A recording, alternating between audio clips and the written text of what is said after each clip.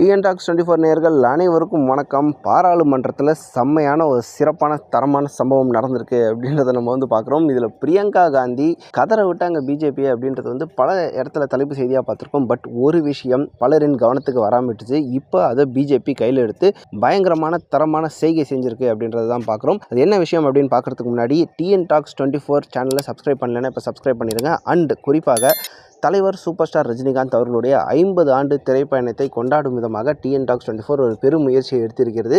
உங்களுடைய வீடியோக்கள் வாழ்த்துக்கள் எதுவாக இருந்தாலும் நீங்கள் போடலாம். என்னடா இது தலைவர் பர்த்டேவே முடிஞ்சு இன்னும் செலிப்ரேட் பண்ணுறீங்களா அப்படின்னு நீங்கள் கேட்கலாம். பட் தலைவரை எப்போ கொண்டாடுறதுக்கு என்னங்க இருக்குது?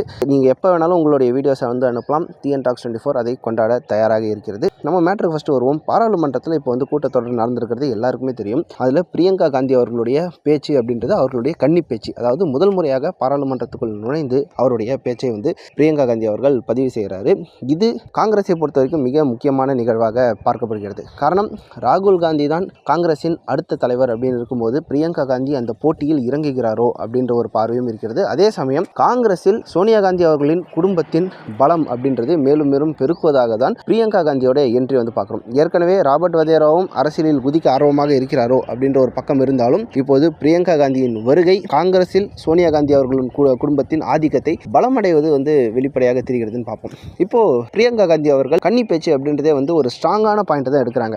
அதாவது கான்ஸ்டியூஷன், நம்மளுடைய அரசமைப்பு சாசனம் அமல்படுத்தப்பட்டு நாம் ஏற்றுக்கொள்ளப்பட்டு இப்போ 75 வருடங்கள் நிறைவேறுகிறது. இதை தொடர்ந்து அதை பற்றி சிறப்பான ஒரு விவாதம் நடக்க வேணும் அப்படின்றத பார்லிமெண்ட்ல தீர்மானமாக கொண்டு வராங்க. பார்லிமெண்டில் அரசமைப்பு சாசனத்தின் மீதான விவாதம், சிறப்பு விவாதம் அப்படின்றது நடைபெறுகிறது. இதுல பாத்தீங்கன்னா காங்கிரஸ் தரப்புல இருந்து பிரியங்கா காந்தி பிச்சு ஒதுறாங்க. இந்த சைடு பாஜக தரப்புல இருந்து டிஃபென்ஸ் மினிஸ்டர் ராஜ்நாத் சிங் அவர்கள் அவர் தரப்புக்கு பயங்கரமா பிரிச்சு மேயறாரு அப்படி தான் சொல்றோம்.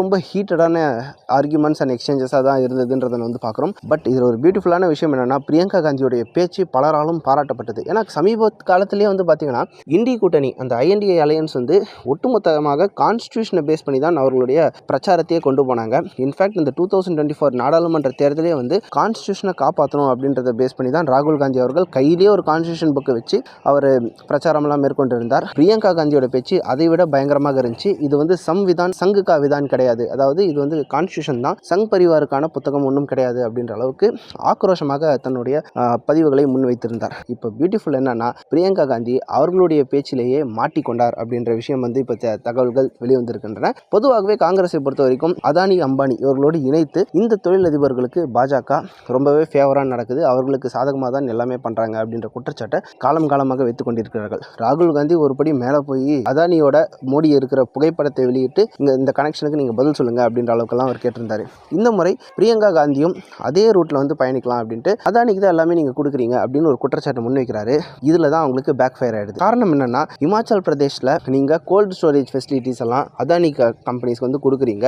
இதனால இமாச்சல் பிரதேஷில் இருக்கிற ஆப்பிள் உற்பத்தியாளர்கள் எல்லாம் அழுதுன்னு இருக்காங்க அப்படின்னு ரொம்ப உருக்கமான ஒரு பதிவு வைக்கிறாங்க. அப்படி எல்லாரும் கேட்கும்போது உண்மையிலே பாயிண்ட் அடிக்கிறாங்கம்மா இந்த பிரியங்கா காந்தி அப்படின்னு தான் எல்லாருக்குமே தோணுச்சு. பட் அதில் ஒரு ட்விஸ்ட் என்னன்னா, அவங்க மென்ஷன் பண்ண அந்த ஹிமாச்சல் பிரதேஷ் மாநிலம் காங்கிரஸுடைய ஆட்சியிலேயே இருக்கிறது. அதாவது சொந்த கட்சி ஆட்சி செய்யும் மாநிலத்தில் விவசாயிகளுக்கு ஒரு பிரச்சனை இருக்கிறது. அதற்கு காரணம் என்னன்னா, அதானிக்கு ஆதரவாக சட்டம் இயற்றி இருக்கிறார்கள் அப்படின்ட்டு பிரியங்கா காந்தி சொன்னது காங்கிரஸுக்கே இப்போ பேக் ஃபயர் ஆயிருக்குது.